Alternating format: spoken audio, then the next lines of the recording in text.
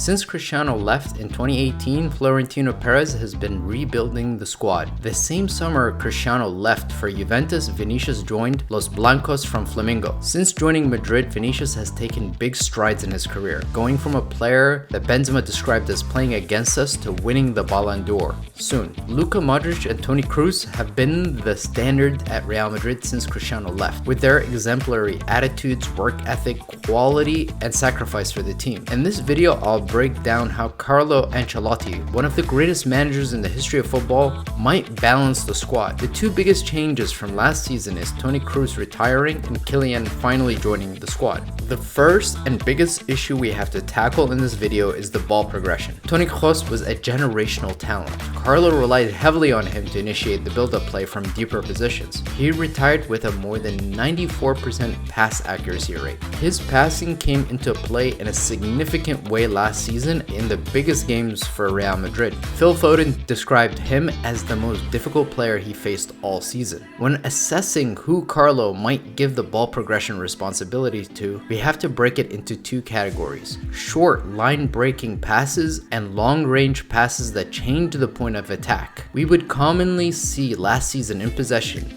he would form a back three with Rudiger and Nacho, looking to dictate the play from deeper positions. When looking at the personnel at Carlo's disposal, Valverde played a similar role for Uruguay at Copa America, forming a back three with Uruguay's center backs. Although Valverde completed 17 more long-range passes than any other player at Copa America, putting him in the 94th percentile of passers in world football, next season his role on the right side of the pivot will be very important, for two reasons. Number one, he allows Dani Carvajal to have that freedom down the line so that we could see Dani Carvajal have another season like the one he had last season. And number two, provide cover in transitions because of his recovery pace. Valverde provides a two-way presence. His athleticism is really critical to the team in terms of providing balance, but also his ability to score and take a shot from outside of the box. We saw that in many big games last season. I could go on and on about how important Valverde is going to be next season, but he's going to be even more important on the right hand of that pivot. Which brings me to another player that was really important to Carlo Ancelotti last season who took strides in his career at Real Madrid, and that's Aurelien Tchouameni. Many people were sharing with me videos of Tchouameni during the Euros with his long-range passing, and his technique looked very similar to that of Toni Kroos. I mean, he has clearly worked on his passing, and it looks like he has made significant progress on that front. But what we've seen from him is he's very good at screeding, and he's very combative, and his physical presence is very important to the squad. But we don't have a huge sample size of how good he is as a passer, essentially, because the times he has played last season, and he started a lot of Real Madrid's really important games, but a lot of the passes that he would take are very risk-averse passes. He wasn't taking on any line-breaking passes. He would either look horizontally across the pitch to either the fullbacks, or he'd look to find Toni Kroos, who would then have the responsibility of playing those more challenging passes. But from a statistics point of view, Tchouameni ranks very highly in comparison to other players in his position in the world. But again, we just haven't seen enough from him to be able to say whether he can take on that responsibility or not. Another key player that we have to talk about, who is one of my favorite players at Real Madrid, and that's Eduardo Camavinga. Camavinga is a very versatile player. He excels at ball carrying, he provides you a two-way presence on the field, and his passing is excellent. But there have been a few moments in Camavinga's career at Real Madrid where he's given up the ball in really key games that led to either us losing or drawing. For example, in El Clasico in the Copa del Rey, where he gave up the ball and we ultimately ended up losing 1-0 to Barcelona at home at the Bernabeu. Of course, Benzema scored a hat-trick away and we clapped their cheeks at the Nou Camp. And of course, there was the game against Manchester City where we played them in the Champions League semi-final 2 seasons ago, where he was essentially man of the match of that game, but he passes the ball to Manchester City. Kevin De Bruyne scores that goal, and if it wasn't for that one mistake that Camavinga made, he was legitimately man of the match. Even the goal that Vini scores, Camavinga runs it the whole way down the pitch. He evades the press of Manchester City and he passes the ball to Vini. Vini scores a screamer from outside the box, of course, but again, it was Camavinga who was able to find his way out of the pressure, and he's shown that so many times, and that's why I'm really excited about Camavinga this season, maybe moving into the double pivot and moving into positions where he can be a two-way presence, run down the field, show his ball carrying and his ability to evade pressure. he just needs to get more regular time playing in one position versus having to constantly adapt himself to different positions and different roles in different places.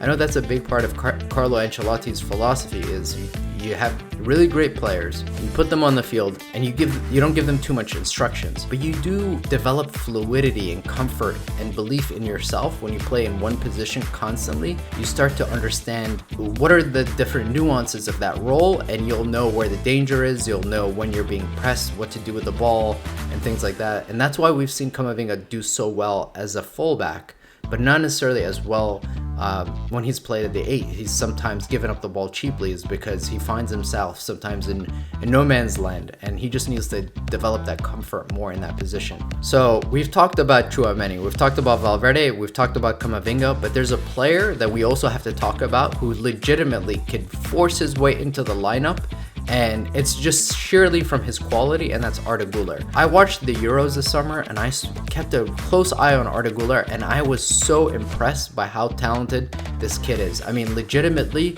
this guy doesn't understand what pressure is, whether it's dropping the shoulder, and he had legitimately the best goal of the Euros. I thought this was better than Lamine Yamal's goal. Of course, Lamine Yamal's goal came during a semi-final of the Euros, so you can bring that into the equation. Carlo Ancelotti said he sees Arda Guler playing closer to the goal, either at the 10 or on the right-hand side of the front three, because he wants to see him cut in with his left foot and take a shot on target. So we may not see Arda Guler playing in a deeper position, but it would be interesting to see what he would look like in the build-up phase, because he has all the attributes of a player who potentially could succeed in that role. But again, we'll have to wait and see what happens with Arda Guler, but he just looks like a phenomenal generational talent, and if he doesn't get enough minutes this season, I'm worried we might lose him. It's a long season. There's more than 70 games this season. The new Champions League format takes effect this season, and one of the criticism I've had of Carlo Ancelotti is he doesn't like rotation. So I just feel like even in the big games where, let's say we're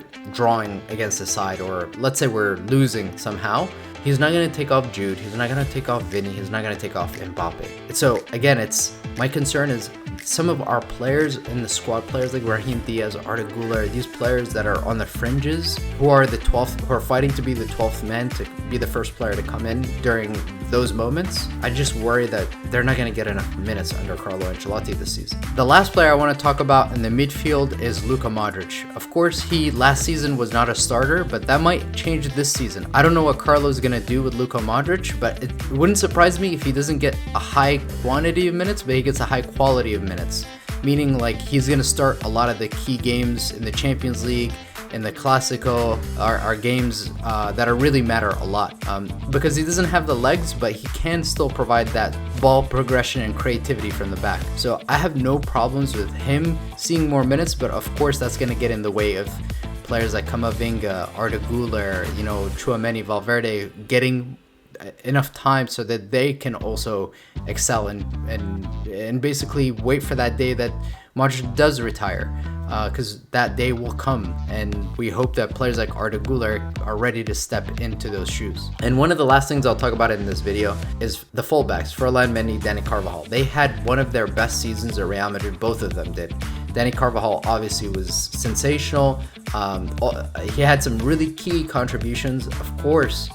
That comes also with a lot of the help that he's getting and balance that comes into effect with players like Rudiger and Valverde providing him with the cover and the freedom to go down the line and be able to provide something offensively as well. Camavinga is a legitimately like a lights out left back, but Lucas Vazquez is not the most solid right back. I'm really hoping they can keep their form and there's no injuries to either Dani Carvajal or Ferland Mendy. How would you guys rate your optimism for this coming season? Of course, we've lost a legend, we've lost a German sniper, but of course, Kylian Mbappe coming to Real Madrid is huge. But are you worried about what the build-up play is going to look like? Are you concerned about where we might lack a little bit of balance?